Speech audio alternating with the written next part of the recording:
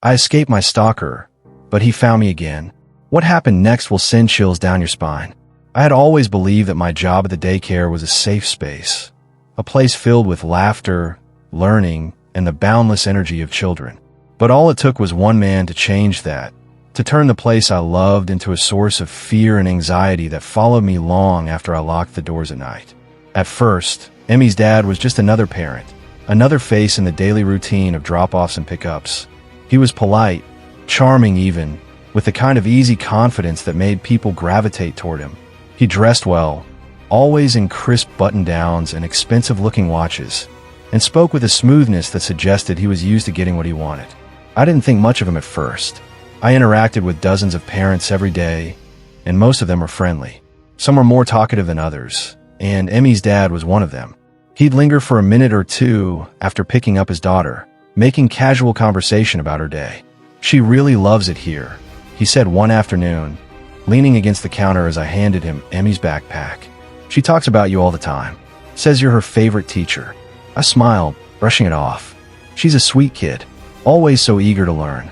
"She's lucky to have you," he said, his gaze lingering on me just a little too long.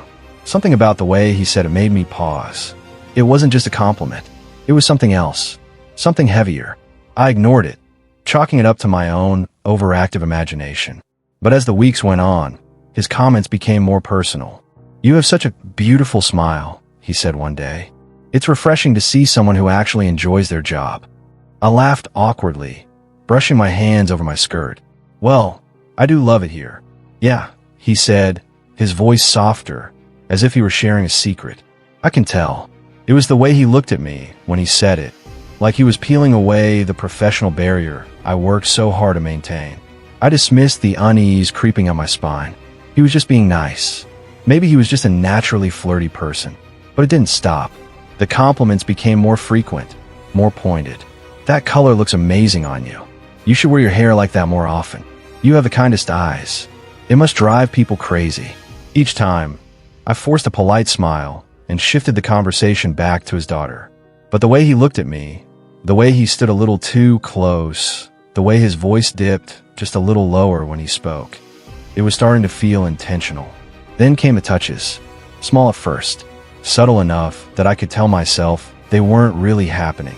A hand resting briefly on my shoulder, fingers brushing against my wrist as he handed me Emmy's things, a pat on my arm that lingered just a fraction too long. One afternoon, he reached for his daughter's lunchbox at the same time I did, and his fingers curled around mine for just a second too long. I snatched my hand back, my stomach twisting. He only smiled. I started avoiding him after that. I made sure I was always busy when he came to pick up Emmy. I passed her things off to another staff member whenever I could. But it didn't matter. He still found ways to corner me, still found excuses to talk to me, still looked at me like I was something he had already claimed. And then I saw him outside of work. It was a Sunday afternoon, and I had just picked up a coffee from my favorite shop. I was halfway down the sidewalk when a voice stopped me cold. Well, fancy seeing you here." I turned, my heart sinking. Emmy's dad was standing a few feet away, hands in his pockets, that same smug smile on his face. "Oh, hi," I said, forcing my voice to stay neutral. "What are the odds, huh?" He stepped closer, his eyes scanning me in a way that made my skin crawl. "I was just thinking about you." I gripped my coffee cup tighter. "That's nice. You're always in a rush," he said, tilting his head.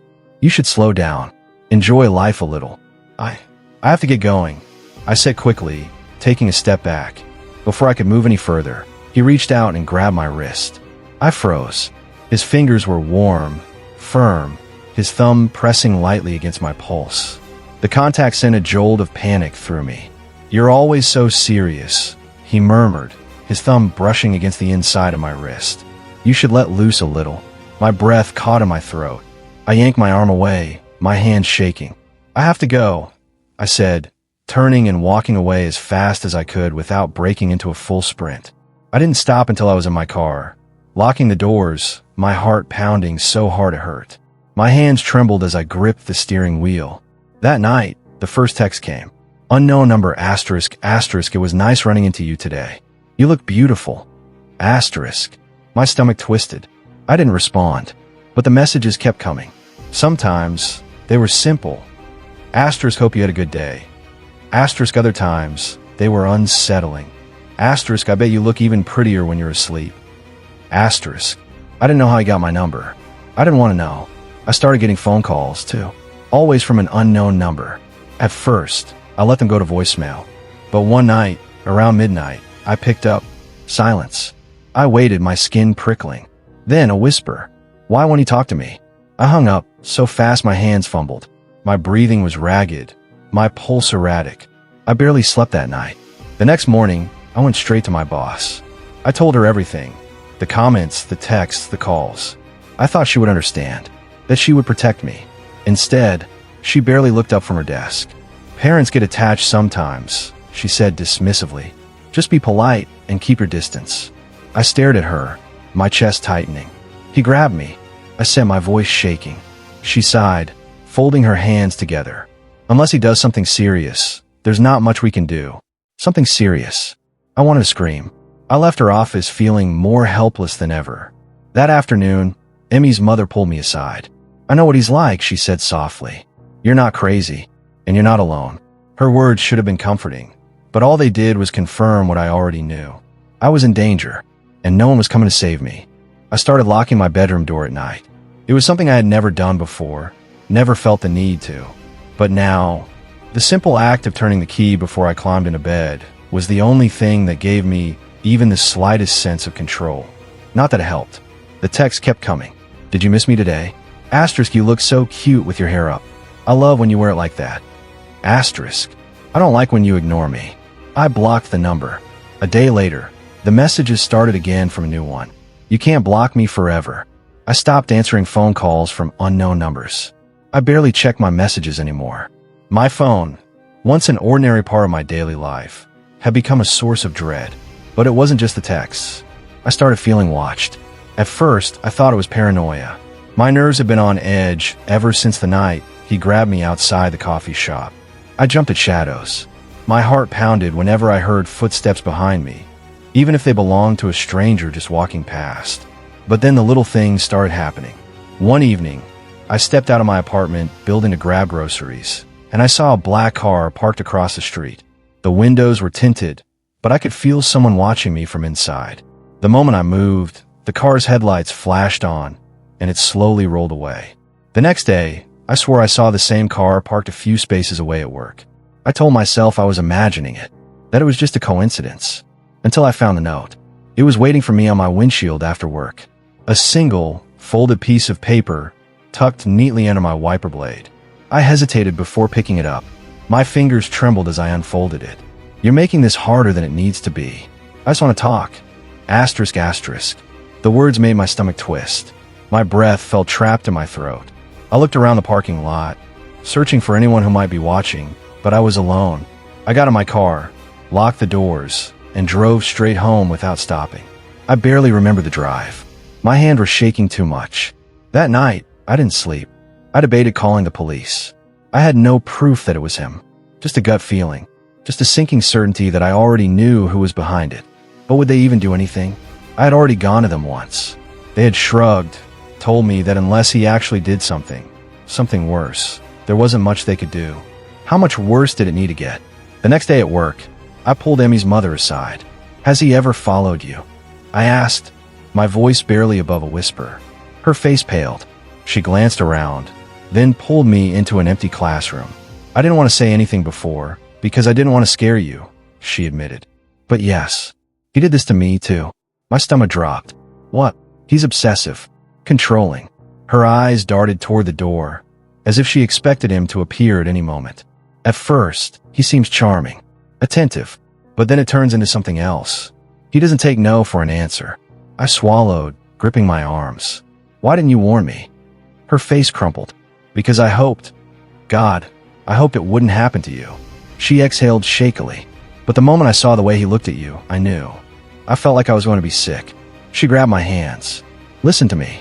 You need to get out of here. You need to leave before he... She stopped, shaking her head. Before things get worse. Worse. I didn't want to ask what she meant by that. The next few days were a blur. I was exhausted, terrified.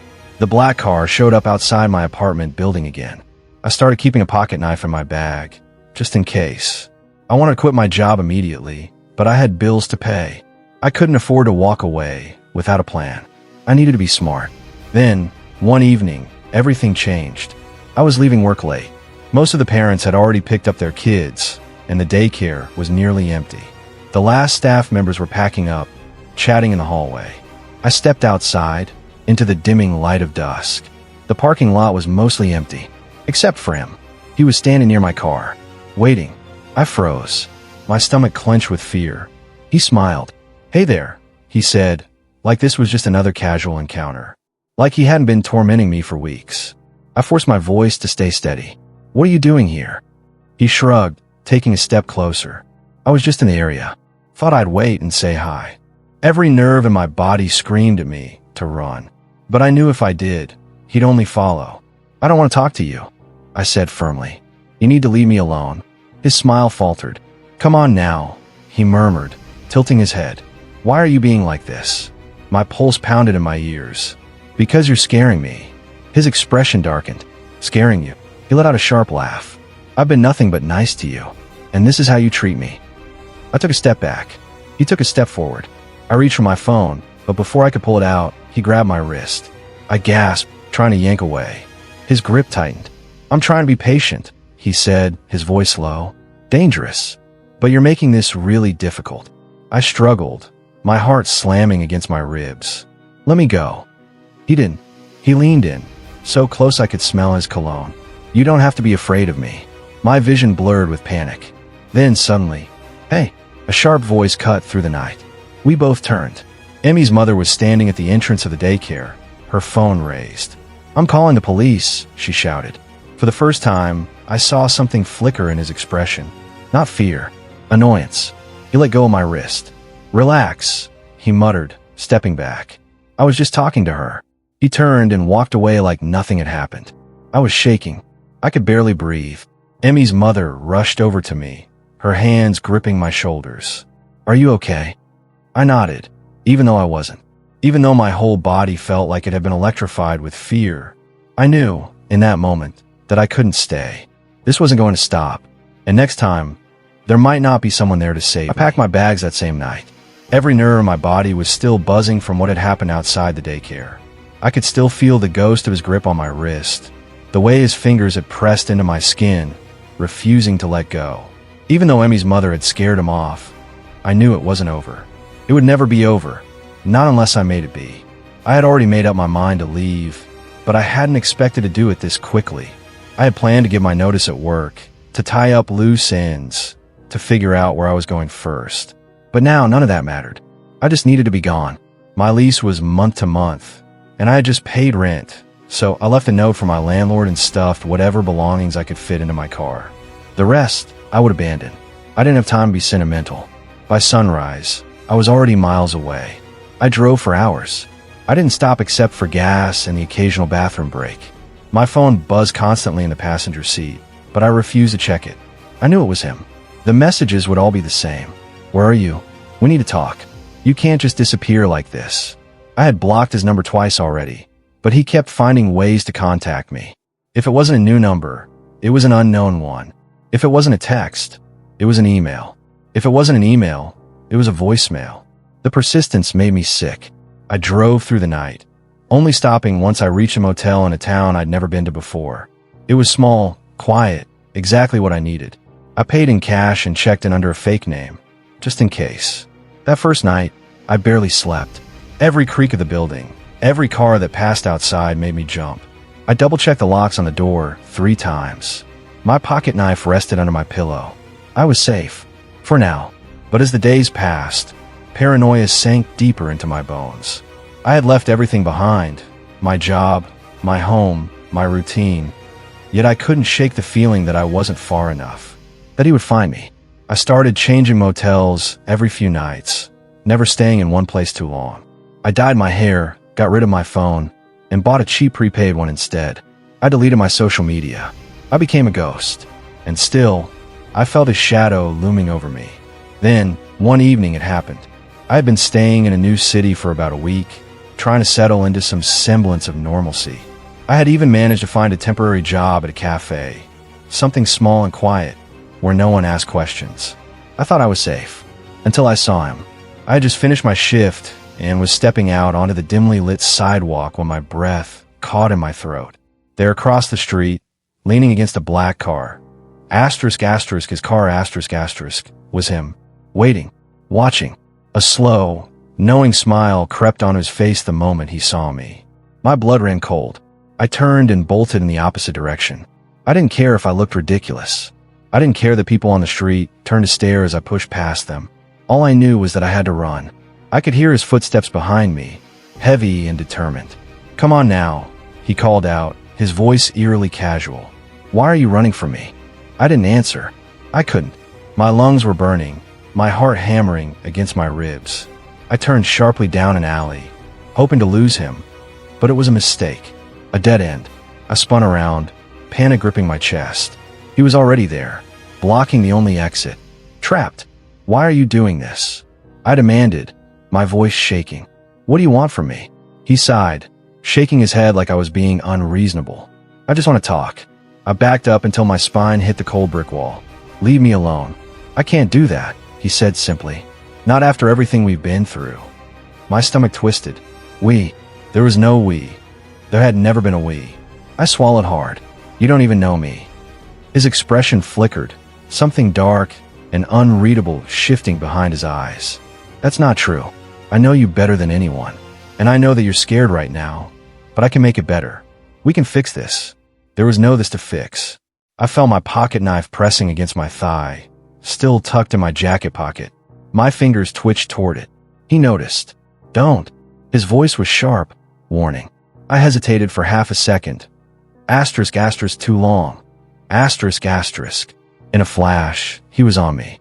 I struggled, trying to twist away, but he was stronger. He shoved me hard against the wall, his hands gripping my arms, his face inches from mine. "Stop fighting me," he muttered. "This doesn't have to be difficult." I thrashed, kicking at his legs, clawing at his arms. He grunted in pain, but didn't let go. Panic clawed at my throat.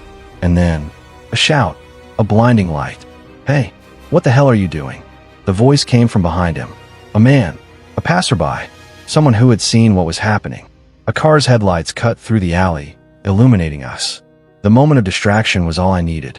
I twisted, bringing my knee up as hard as I could. He let out a strangled noise, his grip loosening. I didn't hesitate. I ran, straight toward the man, toward the open street, toward safety. I heard him curse behind me, heard his footsteps retreat. By the time I turned back, he was gone, vanished. The police were called. Reports were filed. But he had disappeared just like that. For now, I knew it wasn't over. I knew he would try again. But this time, I wasn't going to run. I wasn't going to hide. I was done being afraid. I moved to a new city, but I did things differently. I got a new job, yes, but I also took self-defense classes. I got a restraining order. I connected with lawyers and advocates who specialized in cases like mine. And I didn't stay silent. I told my story. I warned others. Because predators like him thrived in the shadows, in the silence, in the fear they created. And I wasn't going to give him that power anymore. I wasn't just surviving. I was taking my life back.